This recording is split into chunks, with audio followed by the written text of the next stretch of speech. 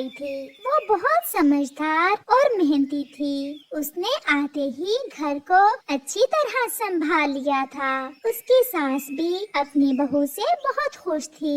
नई नवेली दुल्हन को देखने जंगल के पड़ोसी पक्षी उनके घर आ रहे थे। लूसी कबूतरी अपने पति के साथ रानो चिड़िया को देखने आती है। मैं 2-3 दिन से इनसे कह रही थी कि मैंने दुल्हन देखने जाना है। आज समय मिला। बहुत अच्छा किया आपने जो आप आए। क्या आपका घर यहीं पास में ही है? हाँ, हम यहाँ से थोड़ी ही दूर पीपल के पेड़ पर रहते हैं। बहू, आप मेहमानों के पास बैठें और मैं इनके लिए कुछ खाने को लेकर आती हूँ। जी सासू माँ, आप जाइए। बहू, मेरे पास आकर मेरी बात तो सुनो। फिर रानो की सास उसे रसोई में ले जाती है। मेरे पास पैसे भी थोड़े से ही हैं। क्या दूध है घर में? जी माँ जी, दूध तो है मगर चाय के साथ देने के लिए कुछ नहीं है। मैं दुकान से लेज और बिस्किट्स लेकर आती हूँ। आप इतनी देर में चाय बना लें। फिर रानो चिड़िया की सास दुकान पर चली जाती है। वो दुकान से बिस्किट और 2 लेज लेती है। क्या बात है बहन, आजकल बिस्किट्स और लेज बहुत जा रहे हैं आपके घर में। मेरे बेटे की शादी हुई है ना, इसलिए सब पक्षी मेरी बहू को देखने आ रहे हैं। घर आए मेहमान को कुछ तो देना ही होता है। रानो चिड़िया भी चाय बना लेती है। जब उसकी सास दुकान से सामान लेकर घर पहुंच जाती है, चाय के साथ बिस्किट्स और लेस मेहमानों को चले जाते हैं। आप बहुत सुंदर हो और आपके हाथ की चाय की तो क्या ही बात है। सच कहा, मैंने ऐसी चाय पहले कभी नहीं पी। ऐसे ही दिन गुजरते गए और कोई ना कोई पक्षी उनके घर आया ही रहता। फिर एक दिन रानो चिड़िया का पति उससे कहता है, रानो, मेरे पास तो अब पैसे खत्म हो गए हैं। माँ जी, क्या आपके पास कुछ पैसे हैं? नहीं बेटा, इस महीने खर्चा बहुत हुआ है। पहले शादी पर और फिर बाद में जो भी पक्षी घर आता है उसके लिए कुछ ना कुछ तो लाना ही होता है। माँ जी, जो भी मेहमान हमारे घर में आता है हम उसके लिए दुकान से बिस्किट्स और लेज लाते हैं। ऐसी चीजों पर पैसे भी ज्यादा लगते हैं। रानो, ये सब हमारे जानने वाले हैं। खाली चाय भी तो नहीं दी जा सकती मेहमानों को। आजकल गाजरों का मौसम है। ऐसा करें, आप मुझे आज बाजार से 5 किलो गाजरें ला कर दें। मैं गाजर का हलवा बहुत स्वादिष्ट बना लेती हूँ। फिर जो भी पक्षी हमारे घर आएगा हम उसे बाजारी चीजें देने की बजाय गाजर का स्वादिष्ट हलवा देंगे। बहू, क्या आप बना लेती हो गाजर का हलवा? हाँ माँ, मैं बहुत स्वादिष्ट हलवा बना लेती हूँ। मैं आज ही गाजरे ले आता हूँ, ऐसे कुछ तो खर्चा कम होगा। फिर रानो चिड़ा बाजार से गाजरे लेने चला जाता है। रानो चिड़िया भी दूध चूल्हे पर रखती है और उसकी सास नारियल काटती है और किशमिश को साफ करती है। मानो चिड़ा भी गाजरे ले आता है और फिर वो सब मिलकर स्वादिष्ट गाजर का हलवा बना लेते हैं। अब कोई भी आए तो हम उसे खाने में ये गाजर का हलवा चाय के साथ देंगे। महंगी बाजारी चीजों से जान छूटी। कालू जी, चलो तो मानो की पत्नी को देख कर आते हैं। सारे पड़ोस के पक्षी गए हैं, हम अभी तक नहीं गए उसे देखने। ये लो, 100 रुपए रख लो। आते समय मानो की पत्नी को मुंह दिखाई दे देना। फिर गोरी और कालू अपने घर से निकलते हैं। मानो, आपकी पत्नी तो बहुत सुंदर है। आप भी बहुत सुंदर हैं गोरी बहन। गोरी ही नाम है ना आपका? मुझे माँ जी ने आपका बताया था। हाँ हाँ, मेरा नाम गौरी है। सामने बेरी के बड़े पेड़ पर है हमारा घर। बहू, रसोई में जाओ और मेहमानों के लिए कुछ खाने पीने को लाओ। फिर रानो चिड़िया रसोई में चली जाती है। कालू, आप सुनाएं, काम कैसा चल रहा है? यार, ठंड के कारण सभी काम मंदे पड़े हुए हैं। ऐसे मौसम में तो गुजारा करना बहुत मुश्किल है। रानो चिड़िया भी चाय और गाजर का गरम गरम हलवा लेकर आ जाती है, जिसे देखकर कौवों के मुंह में तो पानी आ जाता है।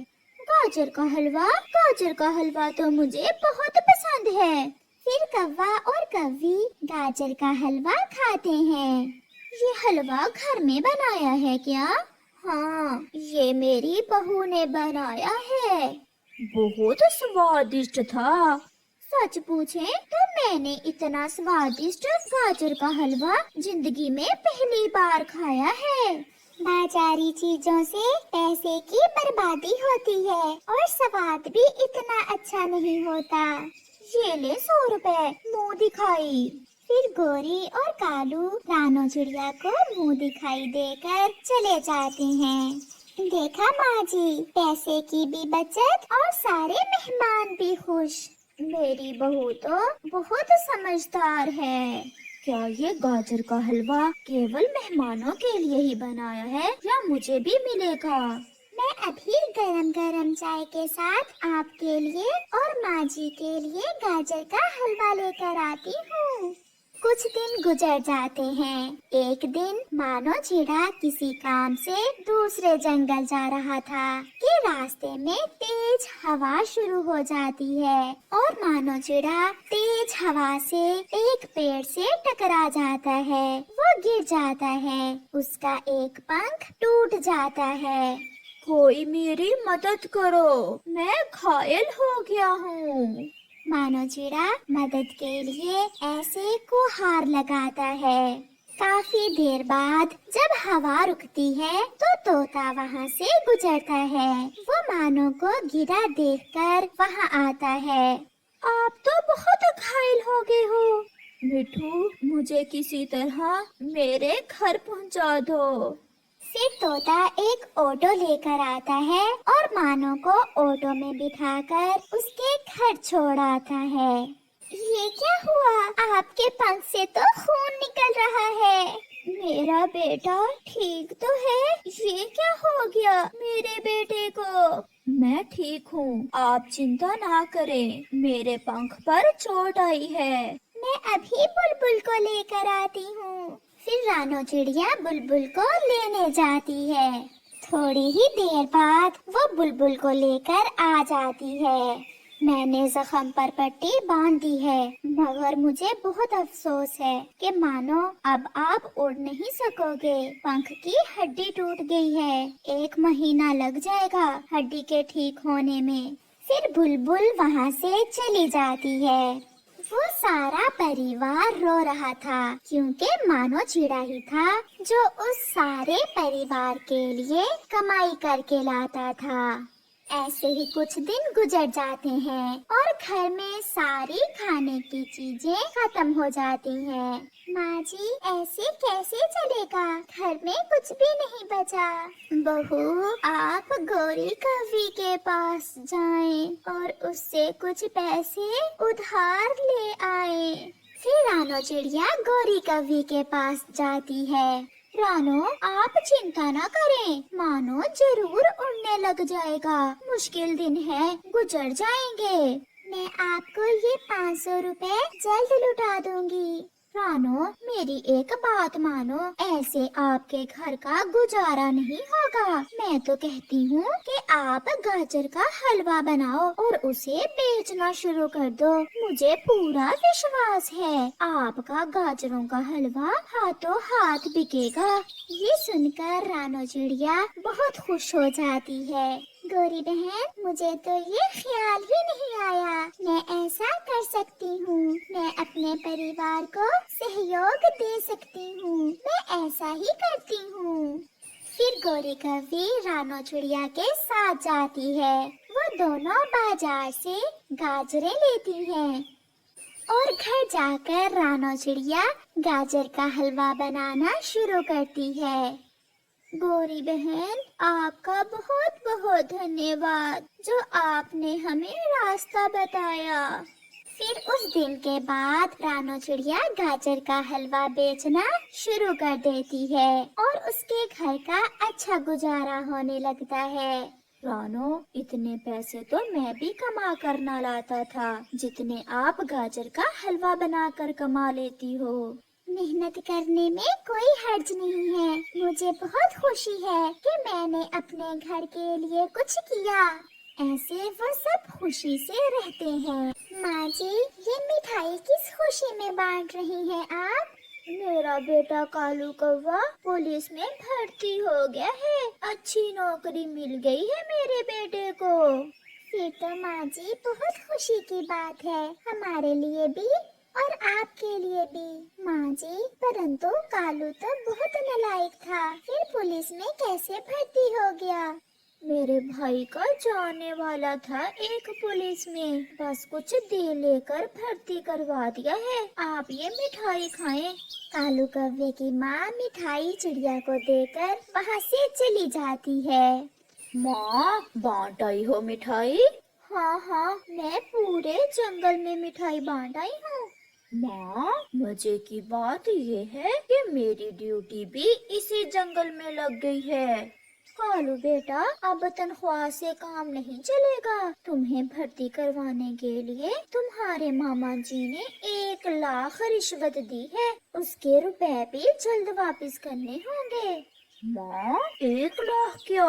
मैं तो केवल चंद दिनों में ही कई लाख कमा लूंगा। अच्छा, अब मुझे खाना दें, बड़ी भूख लगी हुई है।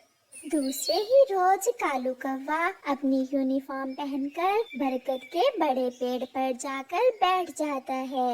वाह जी वाह, मैं तो यूनिफॉर्म में बहुत अच्छा लग रहा हूँ। मुझे तो खुद पर विश्वास ही नहीं हो रहा कि मैं भी पुलिस में भर्ती हो सकता हूँ।